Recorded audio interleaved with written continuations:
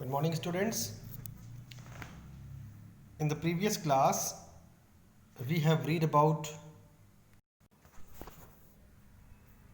Raja Ram Mohan Roy, his idealism and works. Now today we are moving forward and we are going to read about the operation. Now let's read out. The students, the meaning of operation is to disattract oneself, means to disobey और to शन something, किसी चीज़ को छोड़ना या किसी चीज़ के खिलाफ जाना, उसे कहते हैं operation. Now it prevailed from 1765 to 1835 AD. Now look at the pictures. But the British continued to oppress Indians. In 1818, they had passed Regulation 3rd. Under it, an Indian could be jailed without trial in a court.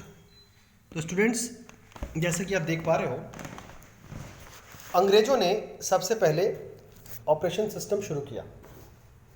System का मतलब कि वो अपनी मनमानी करने लगे. अंग्रेज अपनी मनमानी करने लगे. 1818 में उन्होंने एक बिल पास किया जिसके आधार पर, जिस बिल को उन्होंने नाम दिया रेगुलेशन 3rd, और उसके आधार पर यह नियम बना दिया कि किसी भी भारतीय को बिना कोर्ट की पेशी के जेल हो सकती है. All the time British officers in India drew big salaries and also made fortunes in private business. और सबसे बड़ी बात है कि इस दौरान जो ब्रिटिश ऑफिसर्स थे उन्होंने भारत में रहकर ही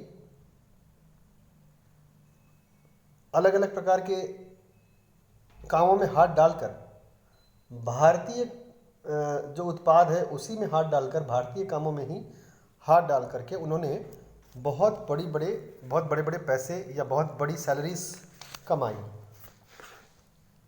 By 1829, British was exporting British goods worth 7 crore rupees to India. और फिर ऐसा भी हुआ, धीरे धीरे वो अपने देश में बने जो सामान थे उनको भी वो भारत में एक्सपोर्ट करने लगे. मतलब एक अच्छा खासा समुदाय या अच्छी खासी संख्या में जो ब्रिटिशर्स भारत में रहा करते थे, वो समय समय पर शिप के द्वारा ब्रिटेन जाते थे, इंग्लैंड जाते थे और वहाँ अपने देश में जा कर के वहाँ से वहाँ की जो अच्छी चीज़ें बनी हैं, फॉर एग्ज़ाम्पल वहाँ तो बहुत सारी चीज़ें फेमस थी. भारत में भी, अब जैसे भारत में स्पेशली जो फेमस थी उस वक्त ब्रिटिश काल के दौरान जो वस्तुएं फेमस थी भारत की बनी हुई, उनमें मेनली स्पाइसेस थी, मसाले. भारत के मसाले जो थे वो बहुत फेमस थे और मुख्यतः जो है मसालों का एक्सपोर्ट अंग्रेज लोग करते थे. और अंग्रेज़ों की वहाँ की अगर बात की जाए तो वहाँ का आमतौर पर क्लोथ, कपड़े फेमस थे. तो वहाँ के कपड़े वो इंपोर्ट करते थे या एक्सपोर्ट बोल लो, वहाँ से करते थे. और 1829 AD की अगर बात की जाए तो ब्रिटिश लोगों ने या ब्रिटेन ने, इंग्लैंड ने 7 करोड़ रुपए, भारत के 7 करोड़ रुपए की चीज़ें भारत में भेज दी थी. Governor general Bentinck reported back home, the bones of cotton weavers are bleaching the plains of India. The British prospered on the company's loot while Indian industries began to die. तो स्टूडेंट्स, जो इस तरह से अंग्रेजों ने export करना शुरू किया, जैसा कि यहाँ एक जानकारी दी गई है कि 1829 तक अंग्रेजों ने 7 करोड़ भारतीय रुपयों के सामान भारत में एक्सपोर्ट कर दिए थे. और वो भारत अच्छे थे और वो भारत में बिकने लगे. भारतीय लोगों को पसंद भी आए थे उस वक्त और भारतीयों ने उसे खरीदा. और इस कारण से भारतीय जो कारखाने थे, जो भारत के बने कपड़े वगैरह या जो भी चीज़ें वहाँ से एक्सपोर्ट की गई थी, वो जो भारत की बनी हुई थी वो अपनी गुणवत्ता में कम होने के कारण जो है पिछड़ गई. और अंग्रेज़ों के सामान बिकने के कारण भारतीय जो अर्थव्यवस्था थी या भारतीय जो कारखाने थे वो लगभग बंद होने की कगार पर आ गए. और इसी दौरान जनरल बेंटिक ने एक घोषणा की, और वो घोषणा ये थी कि भारतीय जो वीवर्स हैं, कॉटन वीवर्स यानी भारतीय जो बुनकर हैं, जो कपड़े बुनते हैं, स्पेशली कॉटन के कपड़े बुनते हैं, उनकी जो स्थिति है वो ख़राब हो रही है और लगातार वो डिग्रेड कर रहे हैं। चाहे इंडस्ट्री वाइज बोलो या रोज़गार के हिसाब से बोलो, उनके घर जो हैं वो डिसकलर हो रहे हैं, यानी उनके घर जो हैं वो बेकार हो रहे हैं, क्योंकि उनके सामान अब कोई खरीद नहीं रहा है और इस तरह से वो लगातार गरीब हो रहे हैं। इसके बाद एक फेज़ आता है जिसे कहा जाता है डिससेटिस्फैक्शन। पिछले पार्ट में हमने अभी भी पढ़ा कि किस प्रकार से अंग्रेजों ने ऑपरेशन किया। ऑपरेशन मतलब हो गया कि भारतीय वस्तुओं से कहीं ना कहीं बेटर वस्तुओं को उन्होंने भारतीयों के सामने लाकर खड़ा किया और भारतीयों को इनडायरेक्टली मजबूर किया कि आप वो बेहतर वस्तुएं खरीदो। भारतीयों ने जब वो बेहतर वस्तुएं खरीदी तो धीरे धीरे भारतीय जो कारखाने वगैरह थे वो लगातार डिग्रेड होते चले गए, भारतीय अर्थव्यवस्था चरमरा गई और लगातार अंग्रेज अमीर होने लगे। उसके बाद समय आया, ये 6 पॉइंट जो आपको दिखाया गया है, डिससेटिस्फैक्शन यानी कि असंतोष की भावना उसके बाद पैदा होनी स्वाभाविक थी। 1835 के बाद से 1835 से लेकर के 1856 तक अगले 21 साल डिससेटिस्फैक्शन के रहे। किस प्रकार से? एक मोटे तौर पर यह कहा जा रहा है कि education in India was in Persian and Sanskrit. In 1835, Englishman named Macaulay suggested a change. We should teach the natives through the English language. I agree. दो अंग्रेज 1835 के आसपास बात कर रहे थे, जिनमें जो मुख्यतः अंग्रेज जो ये अपनी राय दे रहा था उसका नाम था लॉर्ड मैकॉले। लॉर्ड मैकॉले नाम के अंग्रेज ने, और एक्चुअली मैं आपको बताऊं कि आज के डेट की जो भी बड़ी बड़ी इंग्लिश मीडियम स्कूल्स हैं ये कहीं ना कहीं लॉर्ड मैकॉले के सोच से ही पैदा हुई है। लॉर्ड मैकॉले की एक सोच थी कि हम लोग इंग्लिश को इतना पॉपुलर बना देंगे इंडिया में कि इंडियंस अपनी भाषा को बोलना शर्म महसूस करेंगे, अपनी भाषा में बोलना शर्म महसूस करेंगे और इंग्लिश को या इंग्लिश में बोलना वो बहुत गर्व समझेंगे, बहुत गर्व की बात समझेंगे। तो ऐसा ही जो बीज है वो एक्चुअली लॉर्ड मैकॉले ने बोया था। लॉर्ड मैकॉले ने किसी अन्य अंग्रेज से एक बार चर्चा की थी कि चूंकि उस वक्त 1835 के आसपास भारत में संस्कृत और पारसी भाषा में स्कूलों में जो है पढ़ाया जाता था, तो लॉर्ड मैकॉले ने ये सुझाव दिया कि मैं चाहता हूं कि हम लोग इंग्लिश के द्वारा ही सब टीच करें। So English education produced clerks to whom the British gave petty jobs under them. Incidentally, it also produced a new generation of intellectuals. We must educate our brothers and try to improve their material conditions. For that, we must convey our grievances to the British Parliament. तो students, तो क्या हुआ, उन्होंने वास्तव में अंग्रेजी शिक्षा की शुरुआत की लॉर्ड मैकॉले ने। लॉर्ड मैकॉले की सोच से अंग्रेजी शिक्षा की शुरुआत 1835 के आसपास भारत में हुई। उसके बाद लगातार अंग्रेजी शिक्षा का प्रचार प्रसार बढ़ता गया और धीरे धीरे क्या हुआ कि कुछ जो बुद्धिमान लोग थे भारत के, वो धीरे धीरे कुछ जॉब्स मतलब कुछ क्या बोलते हैं, कुछ पढ़ाई को जब क्वालिफाई किए, कुछ प्रकार की डिग्रीज को जब क्वालिफाई किए, तो अंग्रेज उन्हें अपने अंडर में, अपने नीचे छोटे मोटे काम देने लगे और इस तरह से एक बुद्धिजीवी वर्ग एक अलग से तैयार हुआ। और ये जो बुद्धिजीवी वर्ग था, ये अंग्रेजी सीखने के बाद जो बुद्धिजीवी हुआ था, उसके बावजूद उनका खून तो भारतीय था, वो भारतीय थे, तो वो कहीं ना कहीं ये चाहते थे कि भारतीय अन्य लोगों को जो उतने शिक्षित नहीं है या जो अंग्रेजी भाषा नहीं जानते, उनकी स्थिति में सुधार करना ज़रूरी है। वो इस बारे में भी चिंतित थे। यहाँ भारतीयों की बात हो रही है और उन्होंने ये भी सोचा कि ब्रिटिश पार्लियामेंट में वो इस बात को रखेंगे। By 1856 the British had conquered the whole of India. अब देखो 1856 तक लगभग अंग्रेजों ने पूरे भारत पर कब्जा कर लिया था। ऐसे आप देख पा रहे हो, रेड कलर जो शो किया जा रहा है, एक फेड रेड जो कलर शो किया जा रहा है, उसमें वो सारे एरियाज ब्रिटिश के द्वारा जो है कवर थे। हाँ, कुछ स्थान थे जो ब्रिटिश के द्वारा कवर नहीं थे, जिनमें आप देख पा रहे हो मुंबई, जो है गुजरात, राजस्थान, ये सब कुछ इलाके हैं। बाकी अधिकांश स्पेशली जो आपका ईस्टर्न इंडिया है, ईस्टर्न इंडिया तो लगभग पूरी तरह से ही, जहाँ पे जो है कोलकाता, उड़ीसा वगैरह आते हैं, वो सब के सब अंग्रेजों के द्वारा जीत लिए गए थे। मिडिल इंडिया भी लगभग, जैसे मध्य प्रदेश वगैरह, साउथ इंडिया भी लगभग, साउथ वेस्ट इंडिया भी, नॉर्थ वेस्ट इंडिया भी, अधिकांश हिस्सा अंग्रेजों के द्वारा जीता जा चुका था 1856 तक। They cared little about the needs of Indians. Our kings have become puppets, and we have lost our old jobs and lands. They are converting our brothers. You only talk. Do something to drive them out. तो इस प्रकार से अंग्रेजों ने लगभग 1856 तक लगभग means बोल सकते हो 75% के आसपास भारत को कवर कर लिया था। लगभग पूरा देश ही अपने कब्जे में ले लिया था, कुछ स्थानों को छोड़ करके। और तब भारतीयों ने यह महसूस किया कि अंग्रेज लगातार हमारे पर आधिपत्य जताते चले जा रहे हैं, लेकिन अंग्रेज जो है वो भारतीयों को वो तवज्जो नहीं देते जो उन्हें अपने देश में मिलनी चाहिए।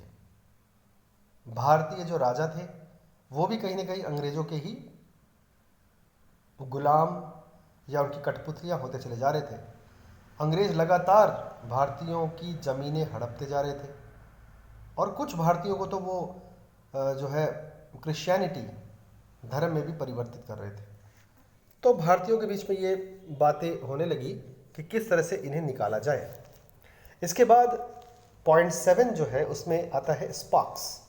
स्पार्क्स का मतलब होता है आग लगना, चिंगारी लगना। 1855 से 1857 तक ये 2 साल जो थे ये चिंगारी लगने के थे। स्टूडेंट्स, आप लोग को याद है होगा ही कि 1857 में फर्स्ट वॉर ऑफ इंडिपेंडेंस हुआ था। तो यही अगले 2 साल जो हैं, अगला 1 या 2 साल जो है, इस दौरान ही भारतीय लोग जागे।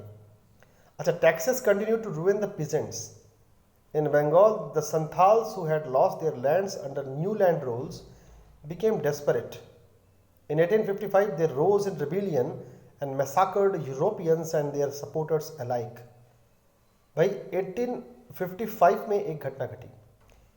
1855 में घटना ये घटी, ये बंगाल की घटना है, मतलब कलकत्ता की ये घटना है।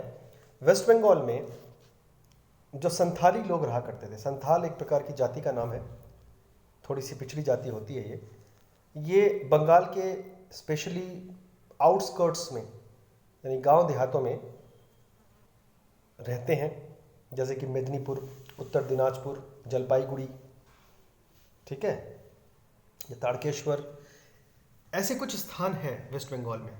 वहाँ पर कुछ पिछड़ी जाति के लोग रहते हैं जिन्हें संथालीस कहा जाता है। आज भी वो ज़रूर है वहाँ पे, पर उनकी मात्रा या उनकी संख्या बहुत ही कम है।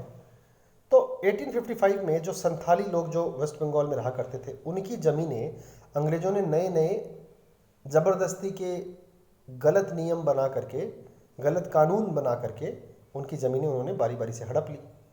तो 1855 में देखा गया, और सबसे बड़ी बात, ज़मीनें हड़पने के अलावा वो बहुत ज़्यादा tax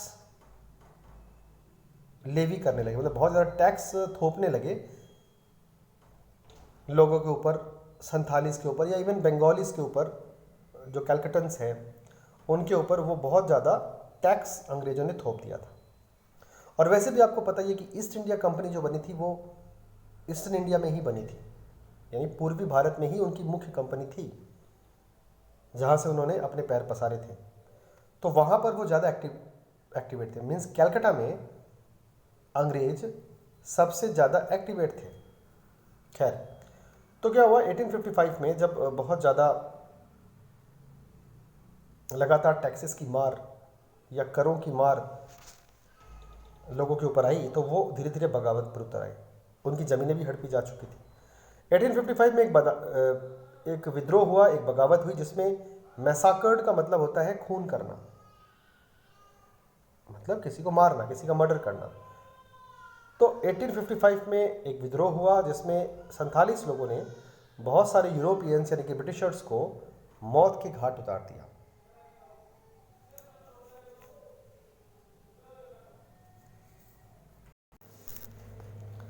Discontent was brewing in the East India Company's army too. The white soldier gets huge pay, mansions to live in servants, while we get a pittance and slow promotions.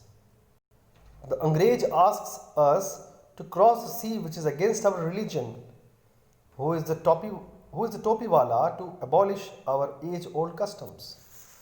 तो भारतीय आपस में बातचीत करने लगे। भारतीय ये बातचीत करने लगे कि अच्छा, यहाँ भारतीय उन सैनिकों की भी बात की जा रही है जो अंग्रेजी सेना में भर्ती थे। अंग्रेजी सेना में जो भर्ती थे वो भारतीय भी आपस में बात करने लगे कि अंग्रेज जो हैं वो बड़े बड़े जो है मकान बना रहे हैं, बहुत सारे पैसे कमा रहे हैं, लेकिन हमें बहुत कम मिलता है और हमारा प्रमोशन भी बहुत ही स्लो होता है। कौन है अंग्रेज जो हमारे रीति रिवाज को हमें जो है चैलेंज करेंगे? अच्छा, thousands of other sepoys revolted, कई सारे अन्य सैनिक जो अंग्रेजी सेना में थे वो भी विद्रोह पर उतर आए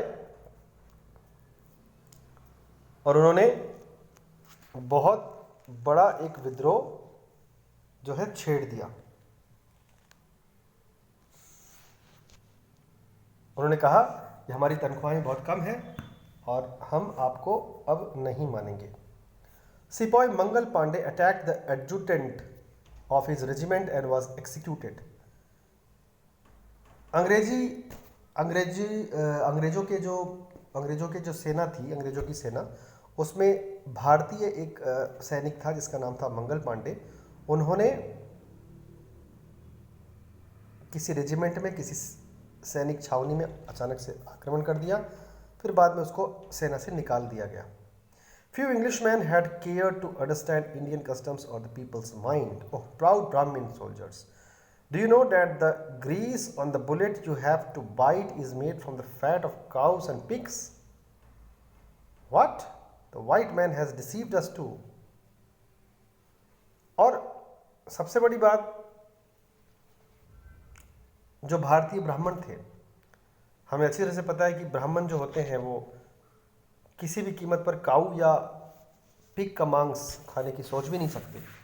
तो ब्राह्मणों के बीच में ये बात फैला दी गई जो सच थी कि अंग्रेज जो कारतूस का इस्तेमाल करते, जिसको अक्सर अपने मुंह से उसका ढक्कन काट करके, जो बमों का इस्तेमाल करते हैं, जिसको अपने मुंह से दांत से कहीं किसी का उसका जो ढक्कन हटा करके वो फेंकते हैं, वो जो उसका आउटर कवरिंग है वो कहीं ना कहीं काउस और पिग्स के मांस से बना है। क्या आप जानते हो? भारतीयों को ये पता नहीं था, किसी जानकार ने ये बात फैलाई, तब जाकर के और ज़्यादा गुस्सा भड़का। Soon chapatis were sent from village to village to tell the people that their emperor would want their services. Yes, all my village men will be ready. Similarly, lotus flowers circulated among Indian soldiers, death to the foreigner. The masses gave all help and shelter to the patriots. तो इस तरह से लोग भड़कने लगे और उनका भड़कना जायज़ था और रोटियां सर्कुलेट होने लगी। रोटियों के थ्रू न्यूज़ या समाचार सर्कुलेट होने लगे और धीरे धीरे गांव वालों को अपने पक्ष में किया गया कि गांव वाले आप हमारे पक्ष में आओ, तब जाकर के हम अंग्रेजों के खिलाफ विद्रोह बोलेंगे। ठीक है, तो बहुत सारी भीड़ इकट्ठा होने लगी अंग्रेजों के खिलाफ। फिर शुरू होता है रिवॉल्ट, विद्रोह 1857 का। Then there was a violent outbreak at Meerut. Meerut में, मेरठ जिसको हिंदी में मेरठ बोलते हैं, मेरठ में एक बहुत ही भयानक विद्रोह शुरू हुआ। The sepoys march to Delhi, long live our emperor Bahadur Shah. और उस वक्त बहादुर शाह जफर, आपकी जानकारी के लिए बता दें कि बहादुर शाह जफर जो थे वो भारत के अंग्रेज लोग जो पावर में आए थे, अंग्रेजों के पावर में आने के पहले आखिरी भारतीय राजा जो थे, लास्ट इंडियन एम्परर जो थे, वो थे बहादुर शाह जफर। बहादुर शाह जफर के बारे में नारे लगने लगे कि वो ही हमारे राजा है, और इस तरह से, क्योंकि वो भारतीय थे एटलीस्ट, और इस तरह से एक बहुत बड़ा विद्रोह छिड़ा और सैनिक जो है वो विद्रोह करके मेरठ से दिल्ली की ओर रवाना होने लगे। The rebellion spread wider. Many landlords had lost their lands because of the British policies and they were sore. The white man's rule must end. Yes, we will help you. और इस तरह से ये जो मेरठ में शुरू हुआ विद्रोह था, ये धीरे धीरे भारत के अन्य हिस्सों में फैलने लगा, अन्य राज्यों में धीरे धीरे फैलने लगा। और सबसे बड़ी बात है कि भारतीय जो जमींदार थे वो समझ गए थे कि वो अपनी ज़मीनें अंग्रेज़ों की ऊल जलूल जो नीतियां हैं उसके अंतर्गत खो चुके हैं, और बहुत ज़्यादा दुखी थे, बहुत ज़्यादा असंतुष्ट थे भारतीय ज़मींदार या भारतीय मजदूर वर्ग।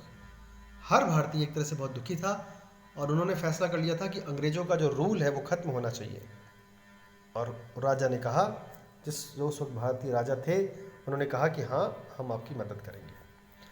और इस तरह से द फाइट फॉर फ्रीडम, पहला विद्रोह 1857 में जो हुआ उसको विद्रोह बोल लो, या द फाइट फॉर फ्रीडम बोल लो, या रिवॉल्ट फॉर फ्रीडम बोल लो, एक ही बात है। फाइट फॉर फ्रीडम जो है 1857 से ही शुरू हुई थी। Many former rulers like Begum Hazrat Mahal of Lucknow were bitter. The white man has taken away my kingdom. Popular leaders like Maulvi Ahmadullah of Faizabad told the people, rise brothers rise, the अंग्रेज is ruining our land। और इस तरह से अलग अलग भारतीय जो है अंग्रेजों के खिलाफ एकमत हो गए। उदाहरण के तौर पर बेगम बेगम हसरत महल नाम की एक रानी थी लखनऊ की, उनसे उनका राज्य अंग्रेजों ने छीन लिया था, तो वो भी बहुत ज़्यादा गुस्सा थी अंग्रेजों पर। और मौलवी अहमदुल्ला फैज़ाबाद के जो नेता थे, उनसे भी उनकी सियासत छीन ली गई थी, तो वो भी अंग्रेजों के खिलाफ खड़े हो गए थे। They joined the upsurge against the foreigners. The people rose everywhere in Bareilly, Kanpur and Allahabad. Bareilly, Kanpur, Allahabad, हर जगह लोग खड़े हो गए। भारत में बरेली से, भारत में कानपुर से, इलाहाबाद से, हर जगह से अलग अलग प्रकार के जो नेता हैं या लोकल रूलर्स हैं वो खड़े हो गए अंग्रेजों के खिलाफ। The rebellion spread wider. The rebellion spread wider.